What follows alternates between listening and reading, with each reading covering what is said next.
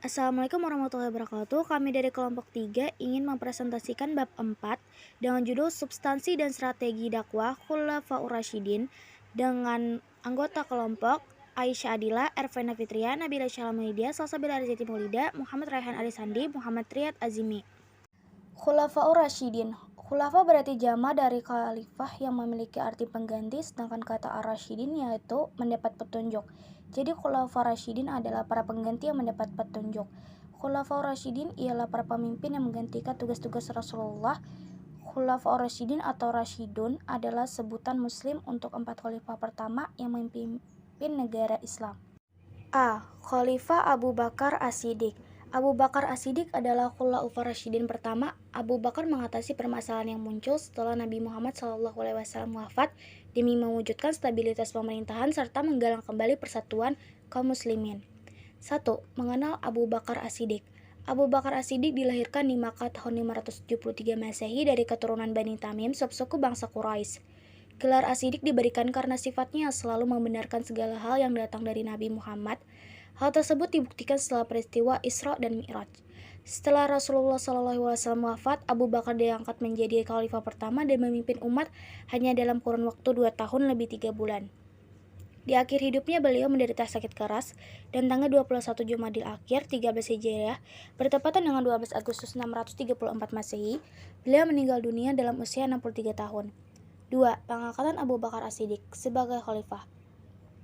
Setelah Rasulullah SAW wafat, kaum Ansar dan Muhajirin berdebat mengenai siapa yang akan menggantikan beliau memimpin umat Islam. Abu Bakar menengahi perdebatan dan mengusulkan nama Umar bin Khattab dan Abu Ubaidah bin Jarrah. Kedua sahabat menolak dan mengatakan Abu Bakar yang harus menggantikan Rasulullah dengan alasan Abu Bakar satu-satunya orang yang menyertai Rasulullah ketika bersembunyi dari kejaran kaum Quraisy dan diperintah Rasulullah menjadi imam salat ketika beliau sakit. Setelah kedua kaum menyetujui, Abu Bakar dibayat sebagai khalifah pertama tahun 11 Hijriah atau 632 Masehi. Banyak suku Arab yang murtad atau keluar dari agama Islam. Penyebab kemurtadan dibagi menjadi 2 kelompok. Pertama, mereka yang murtad melanggar syariat Islam dengan tidak mau membayar zakat. Kedua, mereka yang menolak ajaran Islam seluruhnya dan muncul beberapa pendusta yang mengaku sebagai nabi. Beberapa nabi palsu tersebut antara lain Tulaihah al-Asadi, Saja'ah binti al-Haris, Musailamah al-Kadzab, dan Aswad al-Anasi. 3. Substansi dan strategi dakwah Abu Bakar As-Siddiq. Abu Bakar menerapkan prinsip demokrasi, kebebasan berpendapat, tuntutan ketaatan rakyat, mewujudkan keadilan, serta pelaksanaan sholat sebagai manifestasi dari iman dan takwa. Berikut strategi serta kebijakan Abu Bakar As-Siddiq. A. Bidang agama. Di awal pemerintahan, Abu Bakar dihadapi oleh kaum muslimin yang murtad, tidak mau mengeluarkan zakat, dan munculnya para nabi palsu.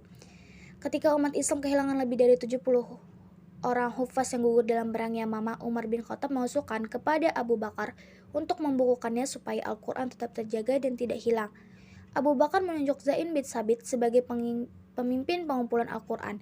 Setelah beliau meninggal, mushaf tersebut disimpan Hafsah binti Umar, putri Umar bin Khattab dan salah satu istri Rasulullah SAW. B. Bidang pendidikan. Dari segi materi, pendidikan Islam terdiri atas pendidikan tauhid atau keimanan, akhlak, ibadah, dan kesehatan. Lembaga belajar membaca dan menulis disebut kutab.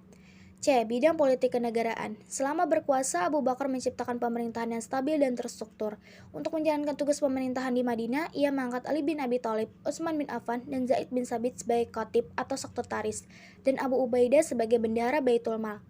Urusan pemerintahan di luar Madinah, ia menugaskan seorang wali atau amir yang bertugas sebagai pemimpin eksekutif sekaligus pemimpin agama.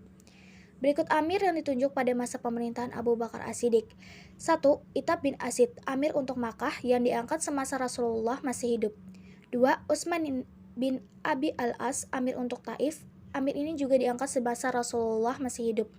Al-Muhajir bin Abar Umayyah, amir untuk San'a. 4. Ziyad bin Labid, amir untuk Hadramaut. 5. Yala bin Umayyah, amir untuk Khawlan. 6. Abu Musa al-Ash'ari, amir untuk Zubaid dan 5. 7. Muaz bin Jabal, amir untuk Al-Janat. 8. Jarir bin Abdullah, amir untuk Najran. 9. Abdullah bin Zur, amir untuk Jarazi. 10. Al-Ula bin Al-Hadrami, amir untuk Bahrain dan Irak. 11. Syam atau Syria dipercayakan kepada para pemimpin militer sebagai ulat al-amr. B. Khalifah Umar bin Khattab. 1. Mengenal Umar bin Khattab. Umar bin Khattab lahir di Makkah tahun 584 Masehi. Ayahnya bernama Khattab bin Nufail al-Sims al-Quraisy dan ibunya Hantamah binti Hashim. Umar dikenal sebagai seorang pemberani. Beliau tak pernah gentar dan pandai berkelahi. Orang-orang menjulukinya dengan singa padang pasir. Umar juga merupakan orang yang cerdas dan cepat berpikir, sehingga dijuluki Abu Faiz. Sebelum memeluk Islam, Umar bin Khattab tidak suka dengan ajaran Islam. Akan tetapi, setelah masuk Islam, Umar menjadi salah satu barisan terdepan dalam membela Islam. Umar masuk Islam setelah mendengar adiknya, Fatimah, sedang membaca Al-Quran, surah Taha ayat 1-8. Hatinya bergetar karena tersentuh akan keindahan isi Al-Quran. Dengan masuk Islamnya Umar bin Khattab, agama Islam menjadi semakin kuat. Umar bin Khattab memegang tampuk pemerintahan selama kurang lebih 10 tahun 6 bulan.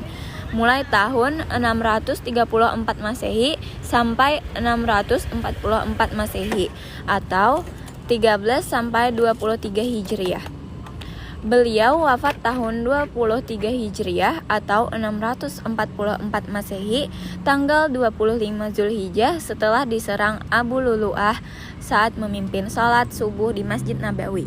2. Pengangkatan Umar bin Khattab sebagai khalifah.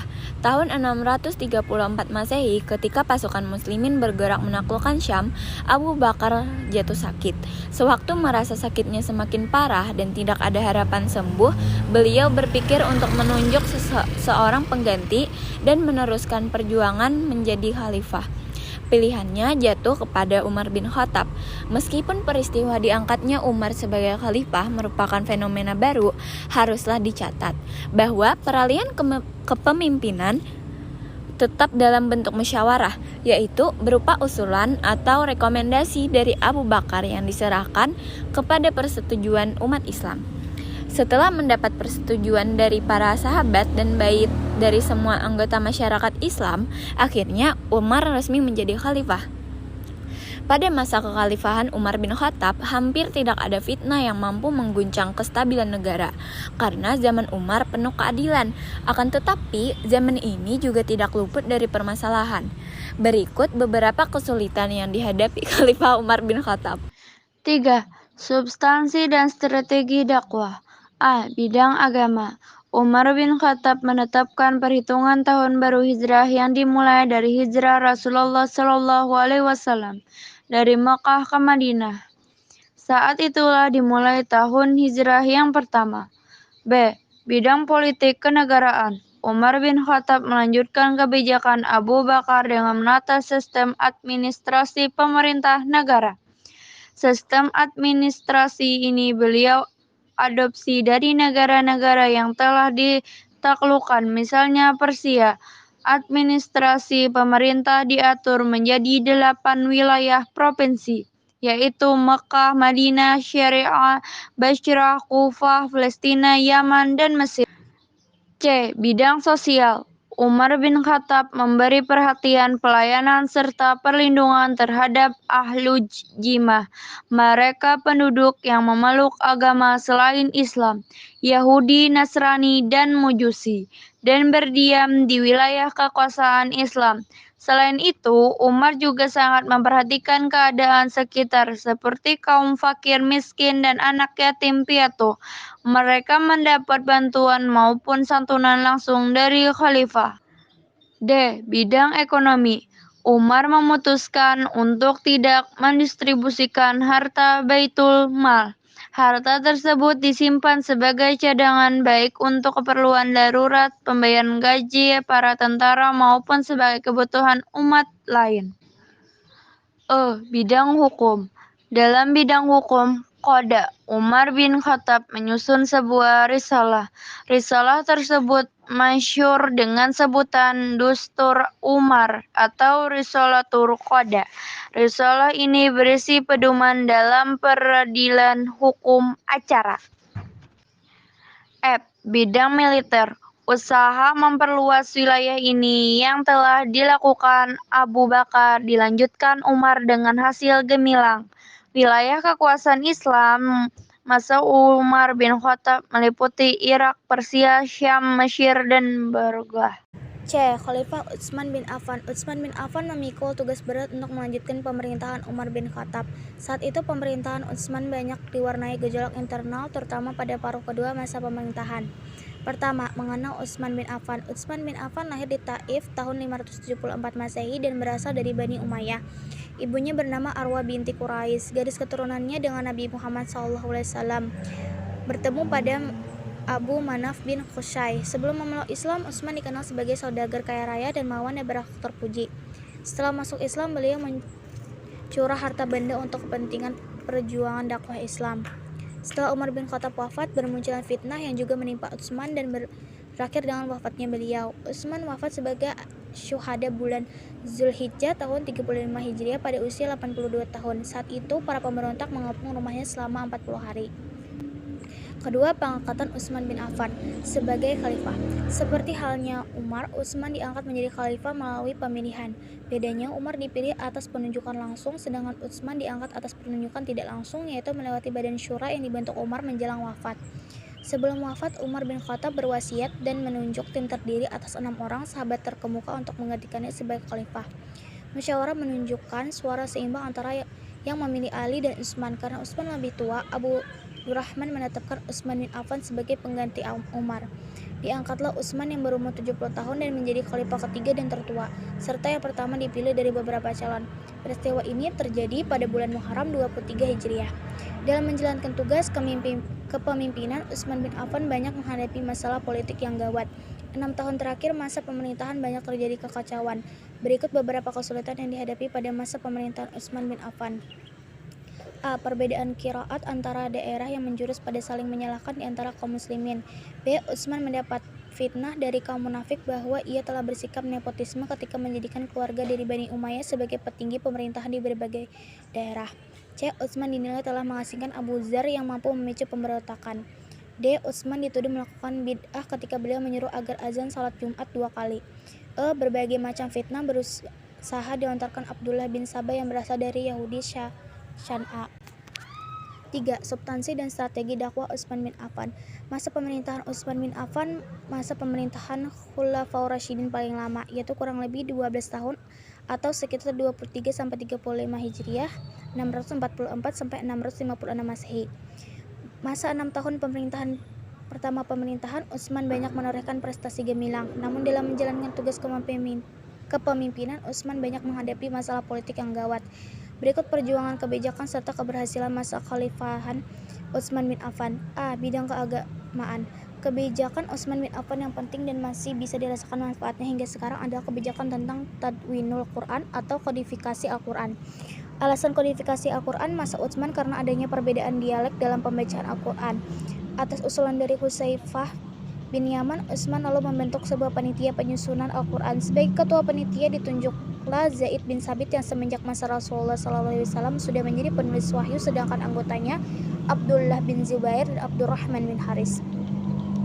Utsman khalifah pertama yang melakukan perluasan Masjidil Haram, Makkah dan Masjid Nabawi, Madinah karena semakin ramai umat Islam yang menjalankan rukun Islam kelima atau haji. B. Bidang politik kenegaraan masa awal dari pemerintahan. Kebijakan Utsman hanya meneruskan kebijakan khalifah sebelumnya. Pesan Umar bin Khattab yang dipenuhi Utsman bin Affan, di antaranya tidak mengganti atau memindahkan para gubernur sebelum masa setahun dari pemerintahan Utsman bin Affan. Seiring berkembangan wilayah Islam, Utsman bin Affan mengangkat pejabat baru, kecuali yang disebut di atas. Pejabat pada Utsman bin Affan merupakan kerabatnya dari Bani Umayyah. Adapun yang paling terkemuka adalah Marwan bin Hakam, saudara sepupu Utsman bin Affan. Dalam menjalankan roda pemerintahan, Utsman mengangkat para amir atau gubernur pada tiap provinsi. Para gubernur berfungsi sebagai wakil khalifah di daerah masing-masing dan bertanggung jawab kepada khalifah. Berikut amir yang ditunjuk pada masa pemerintahan Utsman bin Affan. Nafi bin Al-Haris Al-Khuzai, amir wilayah Makkah. Sufyan bin Abdullah At-Saqafi, amir wilayah Taif. Yala bin Munabbih Halif Bani Naufal bin Abdul Manaf, amir wilayah San'a. Abdullah bin Abi Rabi'ah, amir wilayah Al-Janat. Utsman bin Abi Al-As'ad Saqafi, amir wilayah Bahrain. Hirah bin Syubah Ats-Saqafi Amir wilayah Kufah, Abu Musa Abdullah bin Qais Al-Asy'ari Amir wilayah Basrah, Muawiyah bin Abi Sufyan Amir wilayah Damaskus, Umar bin Sa'ad Amir wilayah Hims, Amir bin Al-As As-Sahami Amir wilayah Mesir. Pada masa Utsman bin Affan, kekuasaan legislatif dipegang Dewan Penasehat atau Majelis Syura. Majelis ini tempat khalifah bermusyawarah atau meminta nasihat pada sahabat terkemuka. Adapun perkembangan pembangunan masa Utsman meliputi daerah permukiman, jembatan, jalan raya, masjid, wisma tamu, dan pembangunan kota baru yang kemudian tumbuh pesat. Semua jalan menuju Madinah dilengkapi dengan kaflah atau kendaraan transportasi dan fasilitas bagi para pendatang. C. Bidang militer. Kebijakan yang diambil Utsman bin Affan dalam bidang militer adalah membentuk angkatan laut. Hal ini salah satu kemajuan yang dicapai umat Islam. Angkatan laut menjadi sesuatu yang baru bagi tentara kaum muslimin karena belum ada pada masa Rasulullah maupun Abu Bakar dan Umar bin Khattab. D. Khalifah Ali bin Abi Thalib. Ali bin Abi Thalib menanggung beban berat dalam memimpin kaum muslimin dengan wilayah kekuasaan yang semakin meluas. Selain itu, peristiwa wafatnya Utsman bin Affan semakin menambah kacau kondisi kaum muslimin. Oleh sebab itu, Ali lebih fokus dalam penyelesaian masalah internal kaum muslimin. 1. Mengenal Ali bin Abi Thalib. Ali bin Abi Thalib, saudara sepupu Rasulullah SAW, nasabnya bertemu pada kakek mereka, Abdul Muthalib. Ali lahir di Mekah tahun 603 Masehi. Karena mendapat didikan dan asuhan langsung dari Nabi Muhammad, Ali tumbuh sebagai anak yang berbudi luhur, cerdik, pemberani, pintar dalam berbicara, dan berpengetahuan luas. Ketika Nabi Muhammad diangkat menjadi rasul, usia Ali bin Abi Thalib belum genap 13 tahun. 2 tahun setelah masa hijrah, Nabi Muhammad menikahkan Ali dengan putri kesayangannya, Fatimah Az-Zahra, dengan pertimbangan bahwa Ali orang yang paling tepat dalam banyak hal, seperti nasab keluarga yang serumpun. Ia termasuk as-sabiqunal awalun. Ia juga selalu belajar di bawah bimbingan Nabi dan banyak hal lain. 2. Pengangkatan Ali bin Abi Thalib. Sebagai khalifah, peristiwa pembunuhan terhadap Utsman bin Affan mengakibatkan kegentingan di seluruh wilayah kekuasaan Islam yang saat itu membentang sampai ke Persia dan Afrika Utara. Pemberontak yang menguasai Madinah tidak mempunyai pilihan selain Ali bin Abi Thalib sebagai khalifah. Pada masa pemerintahan Ali bin Abi Thalib banyak terjadi kekacauan yang mengganggu kestabilan pemerintahan, terutama tuntutan para pemberontak yang meminta agar Ali segera menghukum penyerang Utsman. 3. Substansi dan strategi dakwah Ali bin Abi Thalib. Berbeda dengan ketiga khalifah pendahulunya yang dapat dikatakan cukup mulus dalam suksesi, Ali bin Abi Thalib diangkat menjadi khalifah di tengah berbagai kekacauan, pertentangan, dan kebingungan umat. Keadaan ini mulai berubah sejak periode Utsman bin Affan. Mereka mulai terpengaruh hal yang bersifat duniawi, apalagi saat gubernur yang diangkat Utsman banyak yang tidak mampu memimpin umat dan tidak disenangi masyarakat. Oleh sebab itu, Ali bin Abi Thalib menanggung beban berat saat memimpin kaum muslimin. Berikut beberapa kebijakan Ali dalam mengulangi permasalahan tersebut. Tanah atau pemberian Utsman bin Affan kepada famili, sanak kerabatnya, dan siapa saja tanpa alasan yang benar atau tidak sah ditarik kembali dan menjadi milik Baitul Mal sebagai kekayaan negara. B. Wali atau amir atau gubernur penguasa wilayah yang diangkat Utsman diangkat dengan orang baru. C. Pada masa Ali bin Abi Thalib, penulisan huruf hijaiyah belum menggunakan harokat. D. Melakukan pembangunan. E. Berusaha untuk mengembalikan persatuan dan kesatuan umat Islam. F. Mengatur tata pemerintahan untuk mengembalikan kepentingan umat, seperti memberikan kepada kaum muslimin tunjangan yang diambil dari Baitul Mal sebagaimana yang telah dilakukan oleh Abu Bakar dan Umar.